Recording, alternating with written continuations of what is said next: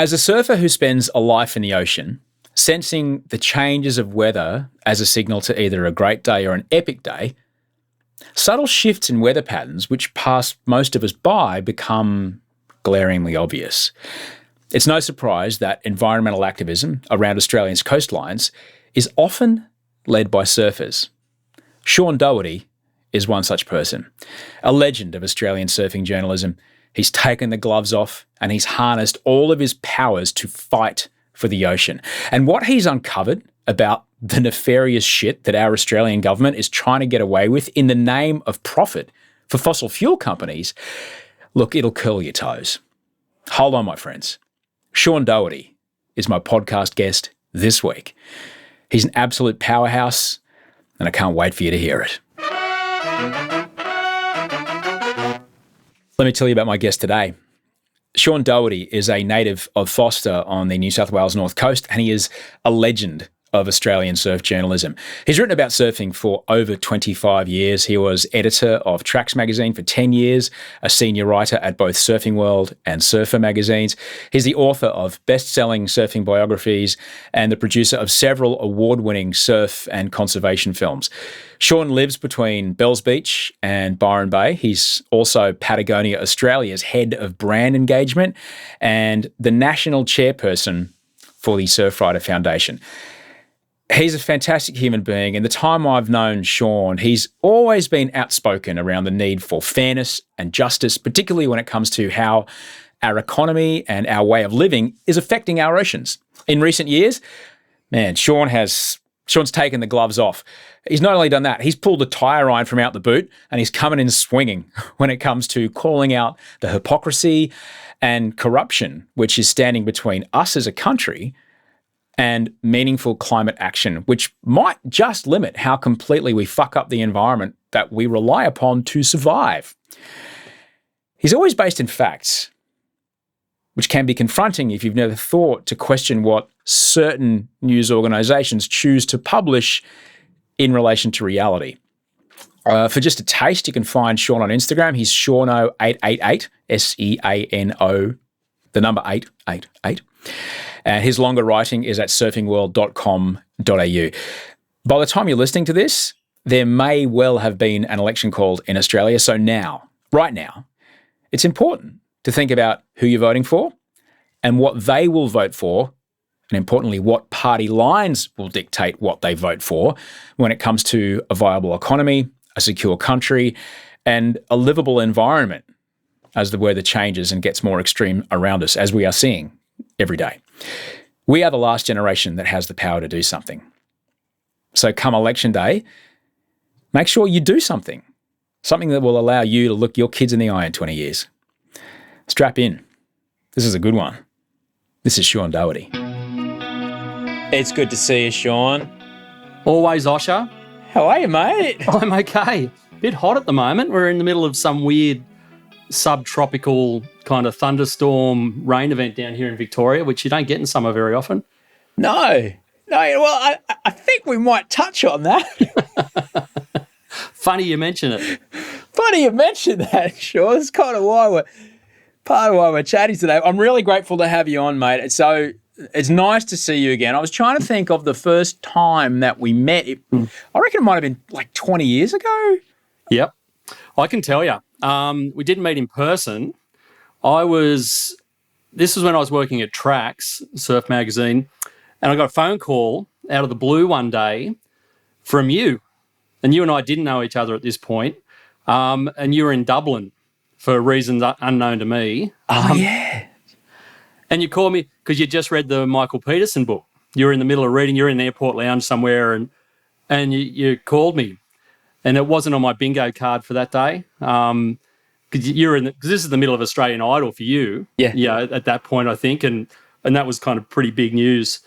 And there you go. And we had a chat about that, and because I think, from memory, the discussion was was around schizophrenia, and which Michael had, which that was a huge learning exercise for me, and I think you were kind of taking a bit of that on as well, and but there you go, mate. Our worlds came together. You grew up in Forster, which is north of Sydney, south of Byron, for people who have never been near Forster, can you describe what that coastline is like? What's there? Yeah. Well, for us, it's God's country. It still is these days. I was back there over Christmas for the first time in a while. My brother's back in town these days. But it's really the first place north of Newcastle with Seal Rocks is really, but then that's a whole stretch of coast where you get clear water. There's no big kind of bodies of water running out. So you get this really clean green water. You got white champagne sand. It's just, and you just got miles of coast, and a lot of it's untouched. Forster was a small fishing town back in those days. So we lived 50 metres from the beach. We lived 100 metres from a national park, and that was the playground. It was always only ever going to be surfing? Was it your folks who got you into it? Yeah, kind of. It was a very small club in town of crew who didn't surf, put it that way. But yeah, we just surfed and fished. That's what we did. The whole town did that. Really, there wasn't a lot of other options. It was a really small place at that point in time, but it's just so beautiful, and it's right there, man. It's in front of you. It's like what are you going to do? You've got perfect surf sitting there, 100 yards away. You're gonna be a surfer. At the time that you were growing up, school or surf, which one? I was quite studious. So it was an ongoing tension. Don't worry about that. And I went to school in Taree, which was called Connie Whackers at the time, the Catholic school in Taree, which was an hour away. So we'd have to bus to Taree and bus back, which cut into your surfing time, hugely. Yeah. But yeah, I kind of balanced it out and did well at school and still managed, 2 surfs a day pretty much every day till I left. That's pretty fantastic. At what point did you start to think about what was going to happen after school growing up in Forster? You can't really be what you can't see. And at a time before the internet, you've really got magazines and whatever the TV's showing you that is a possibility for what's next. When did you start thinking about what might happen? Well, because my marks were so good, and it's weird because career-wise I had no idea what I wanted to be, coming out of there. And you're right, because it's a small town. I think when you're in metropolitan areas and you're surrounded by more, academic structure and different kind of walks of life, and you're in amongst it all, you kind of see a lot of it. But with us, we did. My dad was a fisherman. I left school. I had no idea what I wanted to do. I got into medicine, which this is the fork in the road story, because I had, it turns out I got the marks, but you had to sit a day-long aptitude test at Newcastle Uni. Newcastle Uni, and it still does to this day, has the best medical degree in the country. So I got into it, but it was a full-day aptitude test. You had to sit in this big hall at Newcastle Uni and do the test. And I got down there. I drove down. It's, a couple of hours south. Put my board in the car, of course, and they had a break in the middle of the day. I went, sweet, I'm straight down here, straight for a surf, not realising, of course, the university's at the back of Newcastle and it's away from the coast. So I pegged it down, got to the surf, started surfing. Waves are pretty good. Kind of realised, I knew in the back of my head, I go, man, time's getting away here. And then I kind of just had this, realisation. I sat there and thought about it and gone, you know what? I don't want to be a doctor anyway. Why not? I hate blood. I hate the sight of blood. I've got an aversion to it. And I just, I've been fighting ever since my whole life to avoid kind of meaningful employment and meaningful jobs, stuff that you're supposed to fall into. And that to me felt like a job I was supposed to do, as opposed to one I really wanted to do. And so I stayed out in the surf. I got in the car and I drove home. What was that conversation with the folks like? Yeah, interesting. It took a while to settle, put it that way. But it was, at the end of the day, I ended up doing a business degree, which I don't think I've really used a day of it in my life. But it kept me going in academic structure. And then I worked in music, actually, funnily enough, for a bunch of years at the university there, which kind of follows on with that idea of not wanting a responsible, established career. Well, look, you've got an established career. It just doesn't look like the traditional working for the man.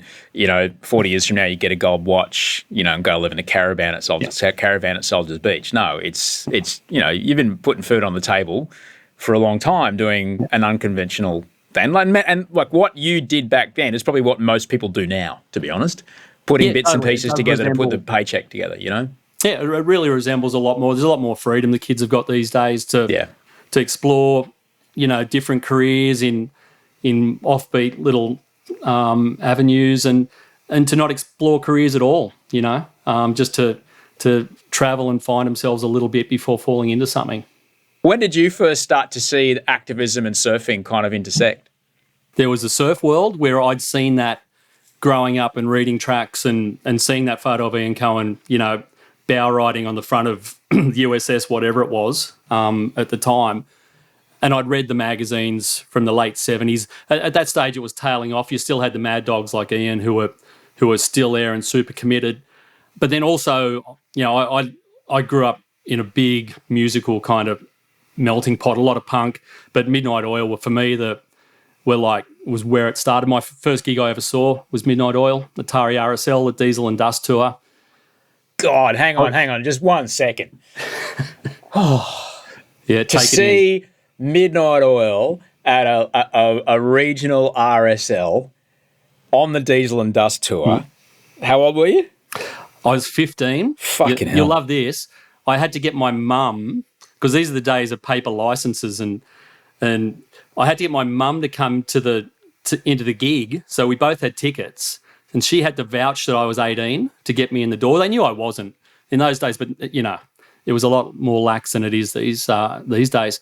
And we got in, and there it was. I just ditched her and went straight for the front, and it just burned into my psyche.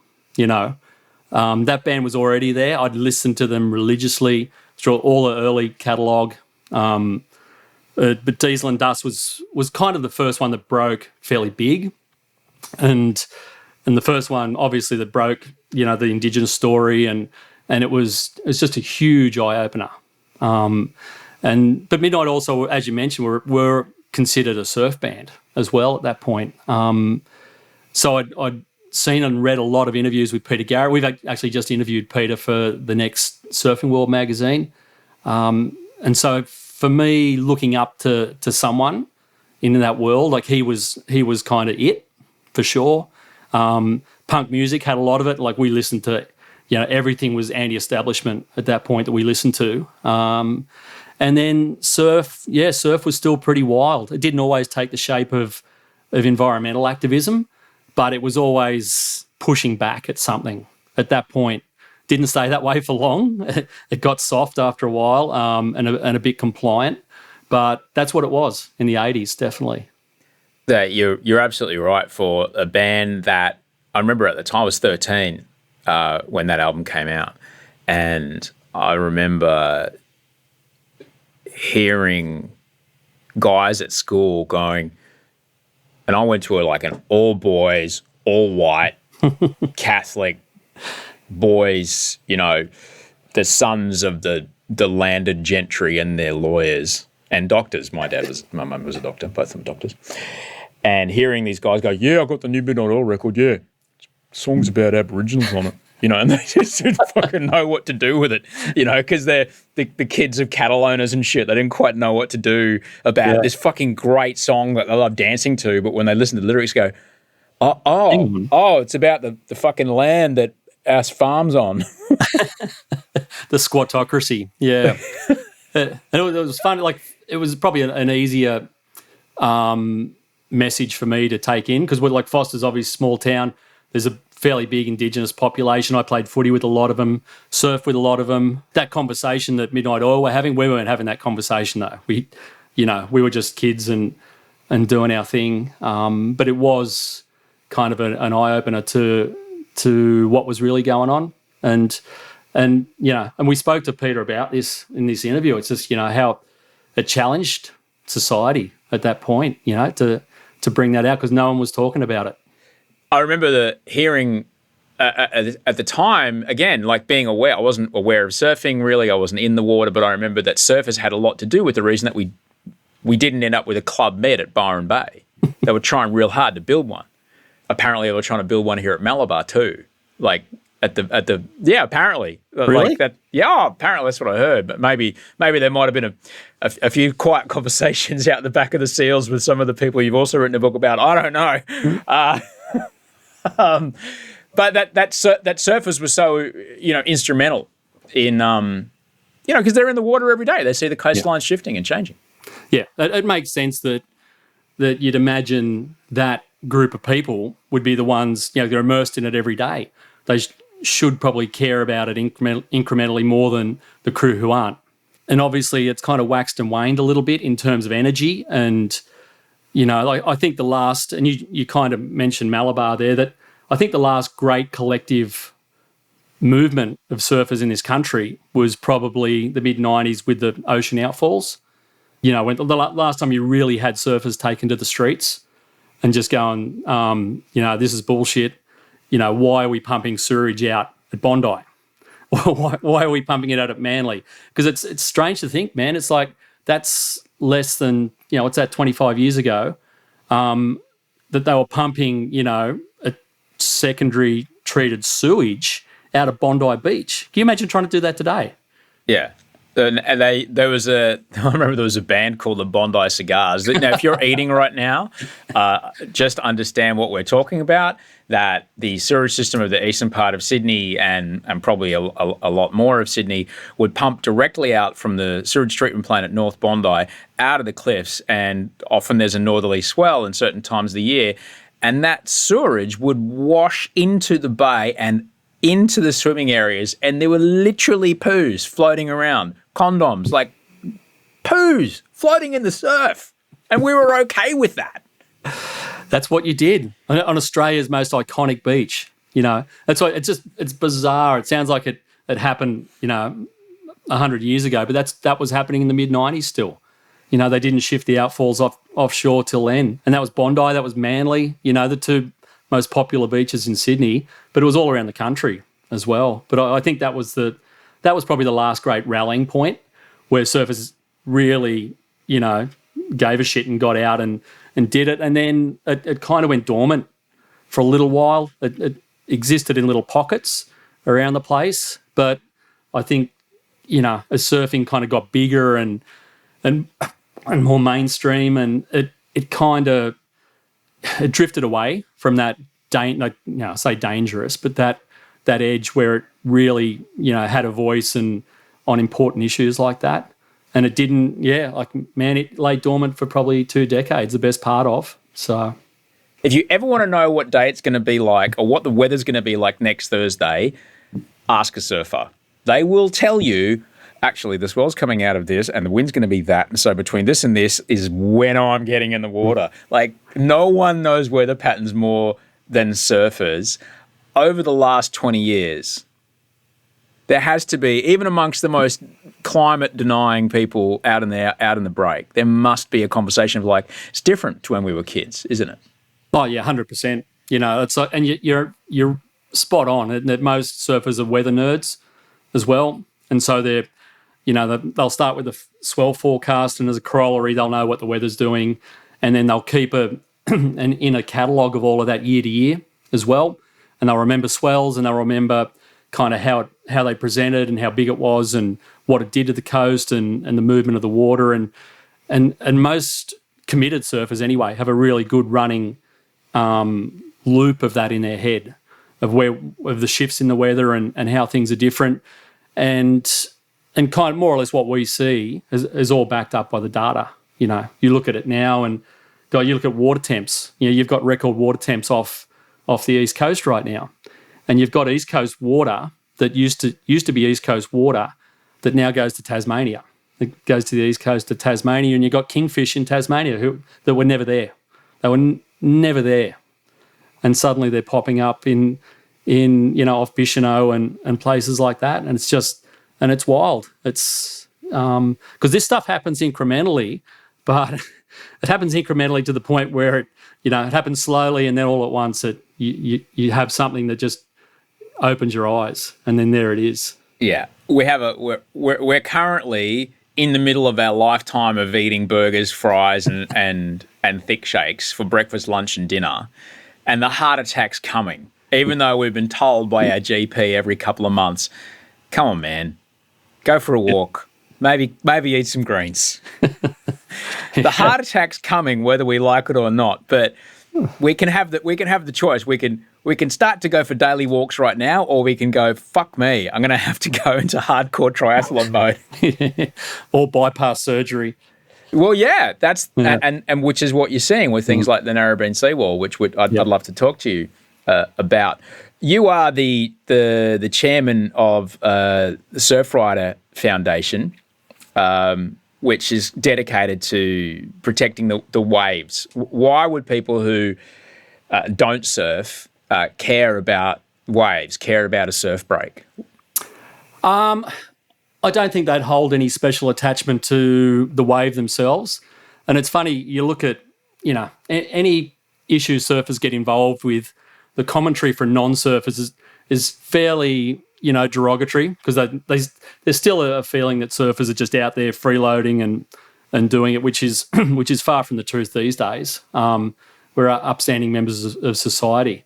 But the power of a lot of these conversations about what's happening on the coast comes from that national identity, that even if you don't live by the coast, the Australian identity attaches itself to the coast. It's who we are. You just ask someone and go, what's it mean to be Australian? They go, shit, I don't know, barbecues, beach. The beach will almost straight up come up as the first thing referenced.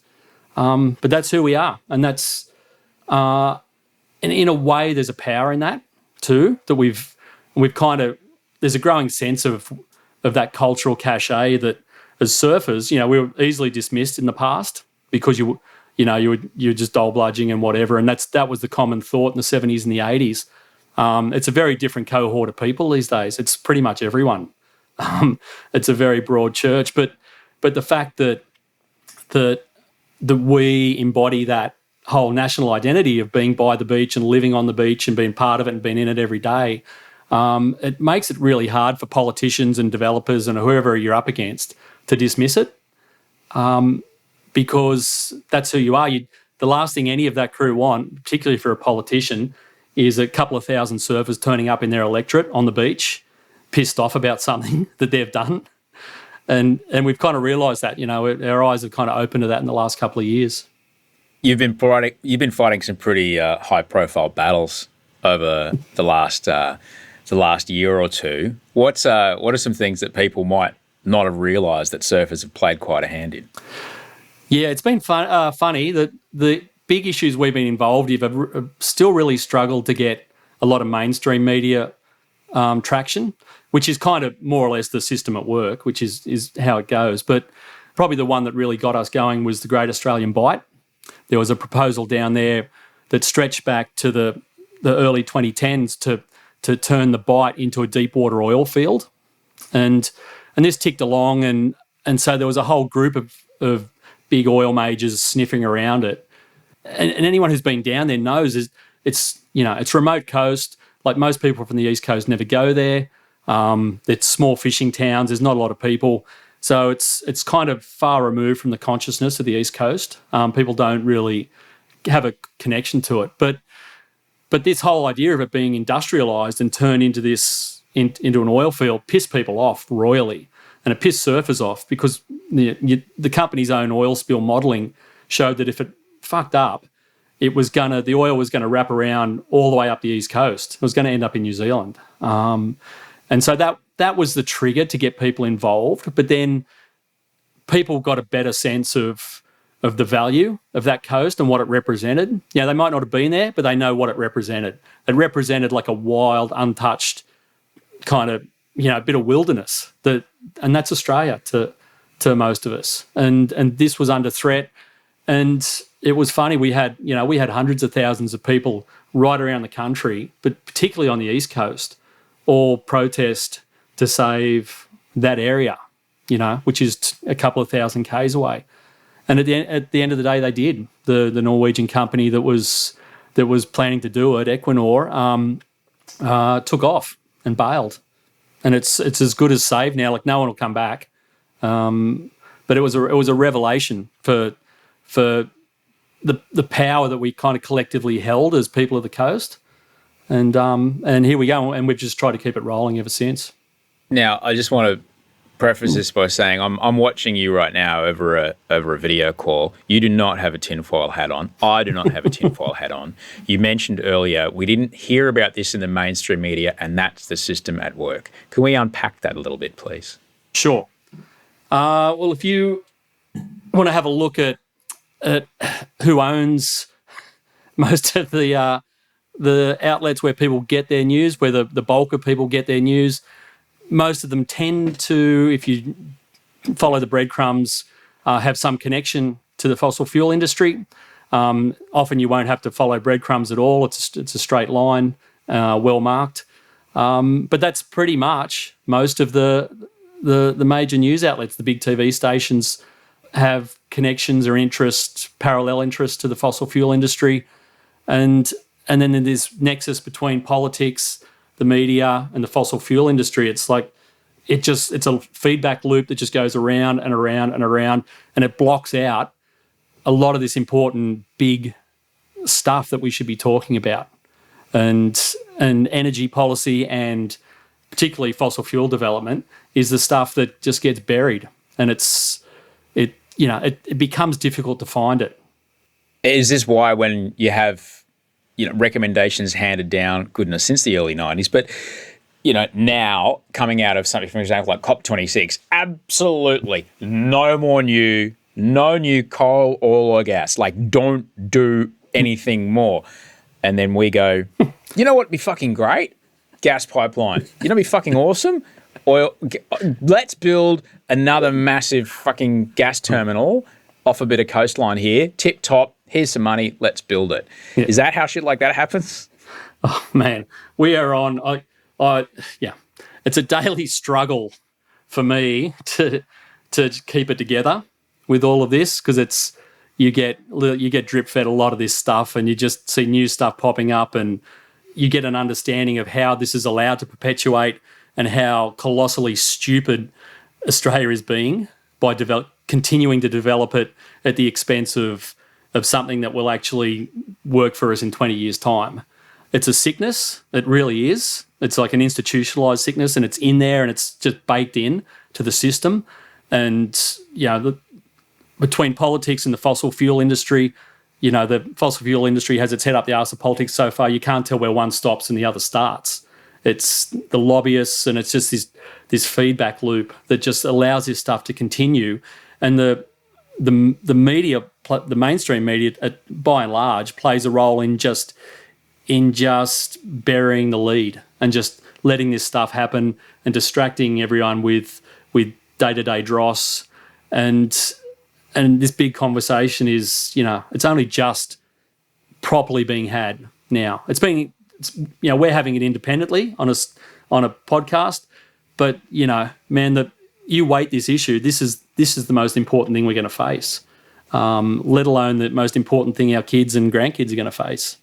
It's wild because sometimes I almost get the feeling that I'm being gaslit. I feel fucking insane, because on one hand, I go, okay, here's some science.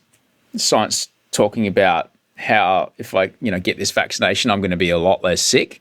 But other people I know get the same vaccinations. We all get vaccinated together. They get exposed. Someone I know who isn't vaccinated gets exposed. This person goes, I felt a bit of hay fever. That one says, I thought I was going to fucking die. I'm like, okay, fair enough. We can all accept this pit's real. But how come the same facts, the same scientific process is being completely fucking ignored over here? Where it comes to economics, where it comes to social policy, where it comes to real estate prices, where it comes to, I feel I'm tearing my fucking hair out here, Sean. Yeah, it's a symptom of the times, the information wars, and it's, and it presents, like, obviously it's presented most notably recently in the whole vaccination shit fight, but with what we're looking at with the fossil fuel thing, man, it's just like barrage. You're dealing with this bullshit on a day-to-day basis. You've got these huge gas companies claiming to be carbon neutral. and they claim it but they don't count the actual gas that they pull out and burn. That doesn't count, which is 90% of the emissions. So they're not ours. They're not on our hands. And so we can tick carbon neutrality with a few dodgy offsets or whatever here and there, and we're a green gas company. What the fuck is a green gas company? It's like there's no such thing. It doesn't exist, and yet this is what you're up against, and obviously we're fairly engaged in it. Most people aren't, and the challenge is to get people to actually just have a look at it, because if they're only looking at the stuff on the surface, they're getting the gas company messaging or the mainstream media messaging, and that's where it's ending, and it'll just keep going until something breaks. It's beggars belief that the economic impacts alone, not to mention the climate impacts, not even to talk about. And it's full on, because in the last couple of weeks, we're recording this in January. In the last few weeks, we've seen something like 90% of the potato crop in Victoria just washed out of the ground, right? Because of, rainfall that no farmer's ever seen in their lifetime. It's about food security. It's about water supply. It's about the shit that, we think only happens in other countries. No, fuck me. It's happening here, right? Not even that. Let's not even talk about that. It's the economic future of our country, because this is going to happen whether we want it to or not. People are going to stop wanting our coal over fucking night, and we'd better be ready. What are we left with, man? Like we're essentially a first world quarry right now, and it's just this lack of imagination as to what we look like in 30 years, and the current leadership's again is another symptom of. There's no vision for anything for down the track beyond the next election cycle, but no vision for what we need to be in 30 years or 50 years and starting building towards that. It's crazy. It really is. A first world quarry. Oh my God. There's the man that can write a headline for it that sells magazines right there. That is glorious. So I did want to talk to you today because there's people listening right now. We're in an election year. We're coming up on an election. What can be done? What does activism look like now when the voices of activists are not being reflected in the nightly news or the mainstream story feeds that we get? What can we do as parents, as people who care about, I wouldn't mind knowing that I'm going to have food to feed my kids in 20 years. What can we do? You're right. This is an important election. This is like a generational one. There's a real sense of that right now. And it's just value the vote. We've learnt that. We learnt that straight away when we were dealing with the bite, because the bite issue blew up right before the 2019 election. And we pushed hard to get that in front of both majors and to get them to take a position on it, because anything to do with a large fossil fuel development or whatever, particularly back then, they were like, ooh, hang on. They'd hit reverse, and they were nowhere near it. They wouldn't take a position.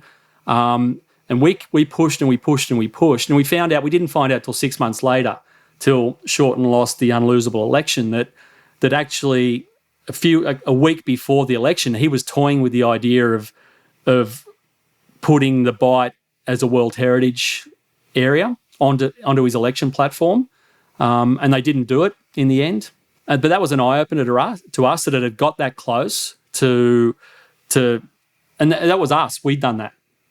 That was the movement that had done that. We went, holy shit, that pushed it onto the national stage, and we realised that it's a matter of timing, and it's a matter of where you talk about this stuff geographically in terms of electorates, and where you have these conversations, because some, due to their marginal nature, are more important to politicians than others, and you just be a little strategic about the way you do it, because it is your one chance. We've learned that they won't listen.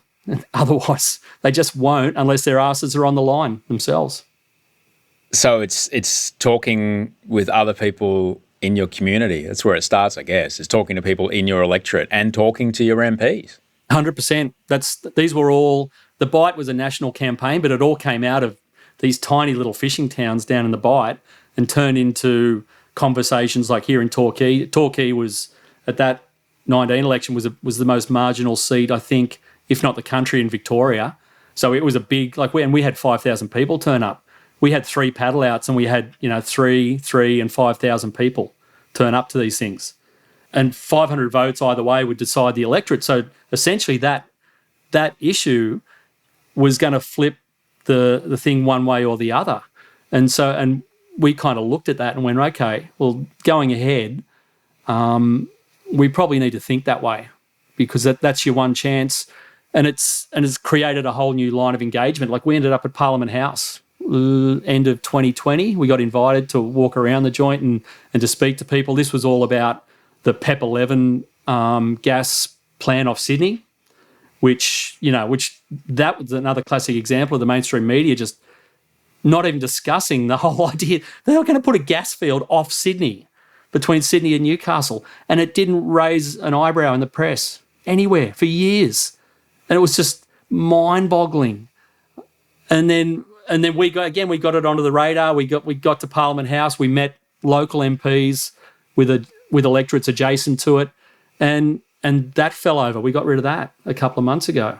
It's astonishing, you're right, because the only time I heard about that was actually through following your work, and I couldn't believe it. I couldn't believe that I'd never heard of that. Yeah, I hear about coal, terminals, in the Kimberley, gas terminals in the Kimberley, or coal terminals off the Barrier Reef, but not north of Sydney and, off the coast of the Central Coast or Newcastle. I'd never heard about it. Yeah, there's a reason, most fossil fuel extraction and mining all happens in remote areas, because no one wants to see it. That's the nature of it. So for them to plonk this thing off Sydney, off the most iconic coastline in the country, the most populous coastline in the country, it's just fucking brazen. It's like, man, someone stop these guys. Personally, systemic change is the thing that has to happen. For me, how can we interrupt the revolving door, the golden staircase or the golden escalator between sitting members of parliament and fossil fuel boards or executive positions? And like I said, this is shaping up to be a generational election here right now. Currently, you've got a very old school, rusted on way of running the country where, like I said, the political class and the fossil fuel lobby, and they're indistinguishable and they jump from one to the other. But I think you've got a sense now with the importance of climate change and that idea permeating out from the young, but also that conversation going to other generations, that there's another way to do it. You're seeing it, obviously the independent movement and the noise around that right now is huge. And the other thing that really pisses me off too, Osh, is you look at politics and no one in that place really looks like me or my crew. They're all hot-housed out of student politics, and then they're political staffers, and then they just follow this career path. So they don't have, a bunch of them don't have real-world experience for whatever that is worth. You end up with a ministry who've got no specialised skills in their portfolio. They're not actually, the health minister hasn't dealt with health. He's not a doctor. He's got no experience there. And they're professional politicians. And I think you've got a sense of that, people wanting to take that back, that's a bullshit way to run the country, because then all you end up with is political conversations, which again, with the climate change conversation pisses me off, because 90% of it talks around the political game about it and who's doing what about it and whatever. The science is it fits into a little skinny bit in the margin. It's in the conversation. It's just ridiculous. But I think, and the young crew are driving it, and even our generation, the X's, are right into it as well. And I think you're going to see a shift at this election. I'm praying for it, whatever shape it takes. But the old way of doing stuff has got to go. It's just not going to. We can't keep doing this shit. Well, it is going to go. I mean, since we stopped manufacturing cars in Australia, we don't get to decide what cars come to Australia. We just get the cars that, because we are a right-hand drive country, we get the cars that get made for Japan or the UK. And we get they're so big, these companies, they go, and we'll sell a few of them to Australia. We'll put these specs on it so they fit Australian standards. That's what we get. That's what we get to choose from. These decisions are made outside of our borders, outside of our country, and we get what we're given. That's what's going to happen with fossil fuels. And it'll be out of our hands. The decision will be out of our hands. And if we are not ready, if we are not prepared, we're turning into Venezuela overnight. Yeah, dude, there's a reckoning coming that, there's an environmental one, there's an economic one, and it's all a result of the short-sightedness of what's going on right now. It's no one's got a plan for down the track. And the frustrating thing for people like you and me and people who look at it close is, man, it's the opportunity of what you could be is what's being lost. You've got the most beautiful corner of the world here. You've got all these natural assets. You've got your indigenous connection to it. All this stuff that's just not even utilised. It's not even in the conversation. It's just ignored. And and you look at what Australia could be and go, man, it could just be like this. Already you talk energy and you get that phrase that we could be the Saudi Arabia of renewable energy, and it's actually starting to head that way. No thanks to the government. But the market's pushing it. But there's all this stuff that could happen, and it's just not, and it's frustrating. It's a real shame because it is. You not only if you're a current person who is like I'm nearly 50, my retirement is going to look very different in the country that I live in because of the choices that are made in this election. Like in 20 years from now, when I can't work anymore, the social services that I have access to, the money that the state has to provide me healthcare will be directly affected by, what our economy looks like, right? I want to protect that. People younger than me, well, because I'm old enough to have seen the weather be one thing when I grew up and it's something else now. If you're G's age, she's only ever known it like this. Mm. And she's staring down the barrel. You've got teenage kids as well. She's staring down the barrel of, well, fuck, what's it going to be like? And Wolf we haven't even had a chat to him about it yet because he's 2. How do you talk to your kids about it? We have conversations around it. It's funny because it's at that age, I've got my 2 eldest are 14 and 16, and they're, you tend to be fairly self-consumed by your own programs at that thing, but they're well aware of it. And in terms of where I was at as a kid, they're light years ahead in terms of understanding how the world works and how these climate shifts work, and they know what's happening. The youngest one in particular, or the middle one now, 14-year-old, she's engaged, and she takes a bigger look at the world. She's a fairly sympathetic soul and does like to see how all of this stuff affects other people. But it is hard to put on them this concept of 30 years' time. What are we headed to some Mad Max dystopia, or, are we getting the leathers and the bikes out, Osh? What are we doing? Because that's potentially where it could land if we just keep, shoveling fuel on the fire. As Australians, we have to demand that our leaders can see that we're not at the top of the mountain yet. Yeah, the weather's clear where we are. We're really lucky to be in this country. But there's so much blue sky ahead, and what we could be if we embrace the possibility versus don't change anything. Why change anything? Why do you want to change it? It means it's un-Australian. Yeah. It really is, man. Someone with a vision needs to get a hold of this place and do something with it, please.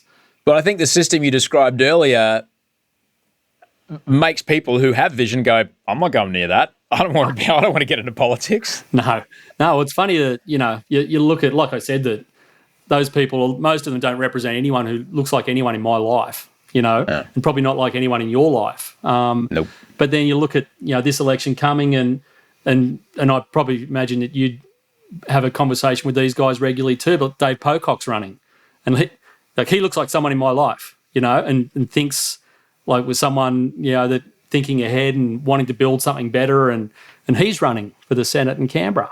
And I think, guys like him and a lot of the independents, they've come from different walks of life, and they've ended up, they're going to run more out of frustration than anything else. But it might look a bit different. I hope they all get in. It might be a bit Star Wars Barry, but it'll be way better than what we've got right now. So people may be worried, and there's people in my life who I had these conversations with, and they're like, nah, people who aren't from major parties can't get stuff done. What would you say? What would you say to that? What would you say to people who are a bit concerned about voting independent? All I'd say is look back to 2010 and look what happened when you had enough independents to sit in the middle of it and have the balance of power. And you looked at, Tony Windsor and Rob Oakeshott and those guys, and you look at what they got done,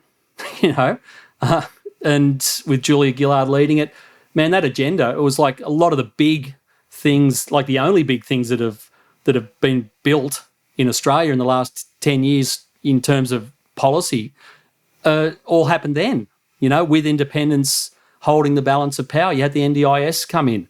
You've had clean energy funds. You've had all of this stuff that was kind of future-looking and kind of sympathetic to the Australian population and giving a shit. Like, a lot of that got built then, A lot of it got wrecked in the years since. But that all happened with independents holding the balance of power. And the two majors, particularly the ones in power right now, have drifted so far away from a long-term vision and just so consumed with the day-to-day politics of it. It just drives you nuts. And they're very good at throwing dead cats on the table. They are really, really good at that. Case in point, there was the summer where no one could go on holiday and everyone was getting sick, and the pandemic hits, and there was no rat test because when they got told to order rat tests, they didn't order rat tests, and it was just about to fucking go crazy. Oh shit, look, this tennis star's done something. And then 10 days we spent focused on a tennis player, not on the fact that there's higher infection rates and there's no testing and there's empty supermarket shelves. Like, it's important that we watch for when the politicians are dangling the keys in front of the toddler. Oh, look at this, look at this, look at this. Isn't this, whoa, interesting. Yeah. Because there's some other shit going on. It's a game, man. That's what it is. It's a game. And they play it, and to the detriment of the national interest and the detriment of the future, and it kind of self-consumes. It just goes around and the media cycle feeds off it. And until you stand back from it, and like you said, just see it for what it is, nothing will ever get done. It's just ridiculous. When, I don't live in that suburb anymore, but there was a suburb I lived in once that they wouldn't take out my yellow bin if I had. My yellow bin is only for paper and plastic, and if I had any paper in there, the carbos would look at it and go, nah, and they would deny it that week.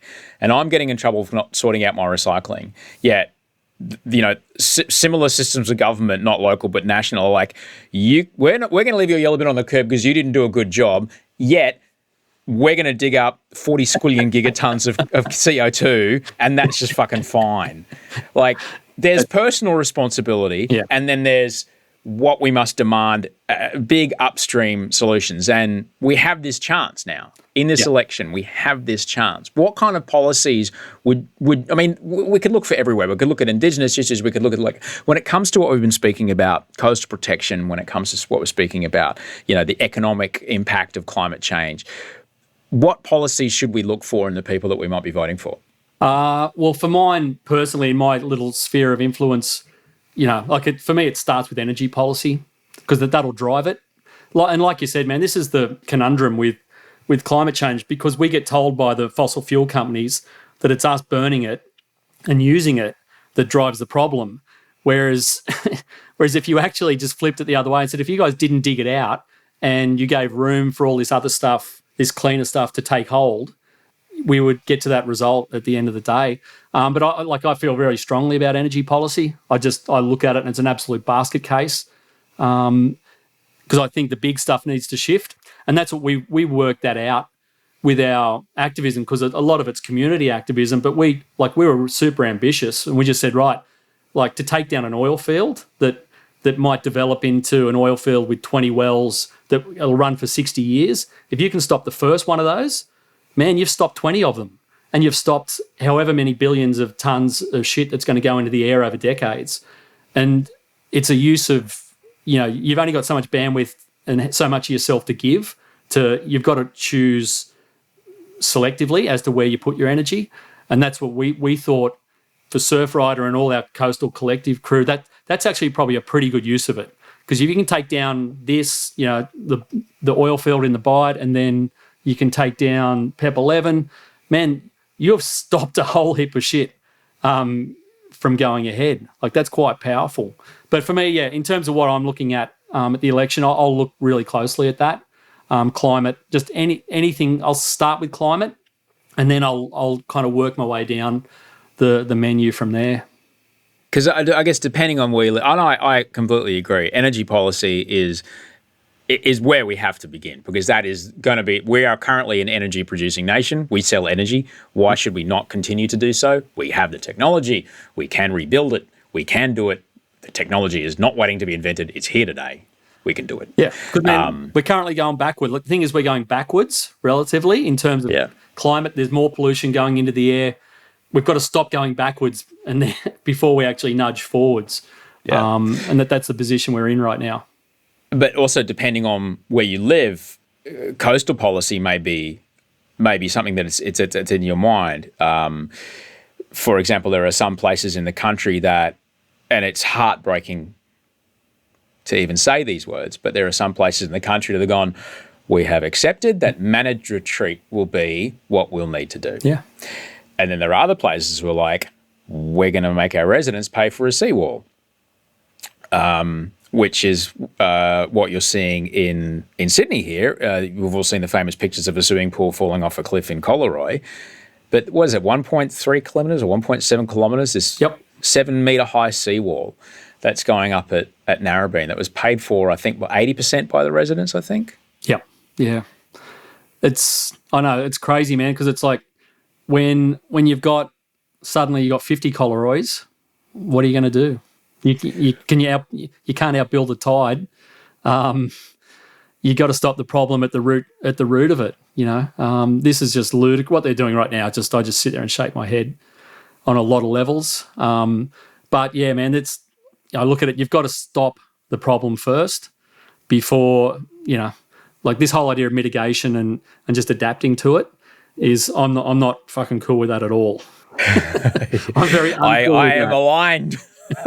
There will have to be some mitigation. There will have to be some adapting, because even if we stop tomorrow, we'll still warm for a couple of decades, which is the absolute tragedy of it all. But to actually be an acceptance that a massive part of the Australian dream is to own a home, and many, many homes in Australia, a couple of 100,000 homes in Australia, which might be your retirement fund. If you go, right, I'll live here, hope the property goes up, and then in 20 years or 30 years when I retire, I'll sell it, and that'll be enough to provide for me and my family when I can no longer work. Well, that's not going to happen if 6 times a year your house is underwater. You're not going to get that value. So who's looking forward? Who's thinking of how to solve that problem? It's a hard problem. It's a very tricky problem. But that problem is a problem that will need to be solved. So who's looking forward for that? Yeah. You know? It's, and again, it's just classic short-termism at the moment, putting the wall up, because that's, like the houses should never have been built there in the first place 100 years ago. You got them there now. You probably had an opportunity to buy them outright and just let the sand dune be the dune and do what it does and protect the beach. But that's gone, and then you're in this rat's nest now of private home ownership against public, the public asset in the beach, and the private homeowners are winning. It's crazy. Of all the surfers, because the thing is, when you put a seawall up against sand is an amorphous blob. It moves in and out. There's a surf break near here called Mackenzie's. It has a beach maybe once every 2 years. All right? That's just the movement of the water and the tides over the seasons. Sand comes and goes. Beaches change shape. And that sand goes back quite away from the beach. The effect of the beach change, it goes back quite away from the beach. But when you put a seawall up against it, the movement of the sand is interrupted. Of all the surfers to take on the fucking North Narrabeen board riders, Jesus Christ! Have you seen those guys got a pirate flag? That's what they surf under. It's a pirate flag, and they're the gnarliest of the gnarly. Those guys. They sure are. They got a big rep, so they're pretty keen to take them on. But there you go. Look, City Hall's built a section of that wall. It's a colossal disaster already. The first swell that hit it gouged out the whole beach in front of it. A total mess, and they've still got a kilometre of it to build. So, that's the precedent, that one there. And there's a whole heap of other beaches up the coast at Wamberal Belongela, Byron, Old Bar, up near where I grew up. There's beaches everywhere. This is, like you said, man, what if, like, when there's 50 Collaroys, what are you going to do? The cost of 50, 100, 150, however many it takes to protect a road, protect a railway, to protect a sewage treatment plant. The cost of building these walls would dwarf the cost of doing something about it. Yeah, oh, totally. It's, like you look at the long-term cost, because now with this wall at Collaroy, they're going, well, the beach, you'll lose the beach in front of it. That's kind of a given. So the only way you have a beach there is you got to pump sand from out at sea in there, ongoing, in perpetuity, to keep a beach there, to a beach that's been there for millions of years. And it moves around, and we just haven't accepted that. We just said, well, this is the beach here. Where this wall is, that's where it is. That's the beach.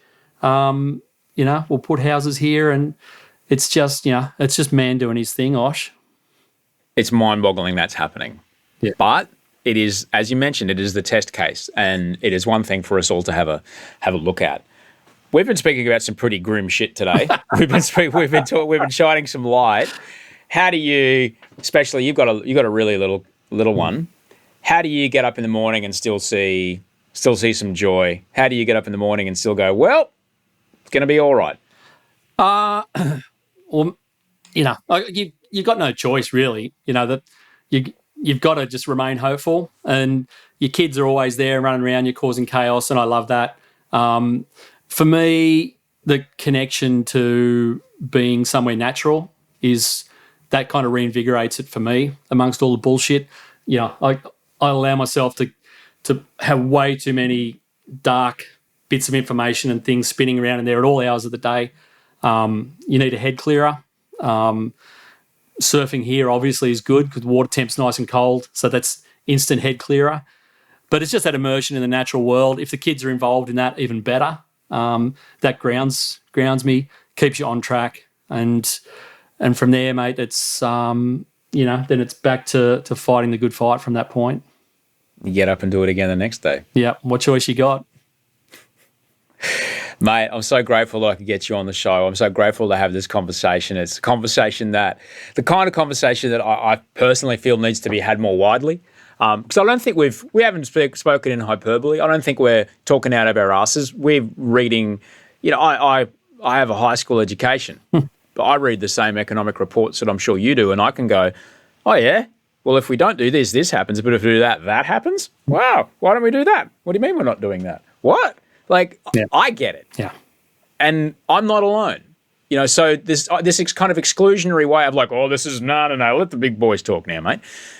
That's got to stop. We're all involved in this, and we all have the ability to conceive of and to understand the impact of this and understand our power over it.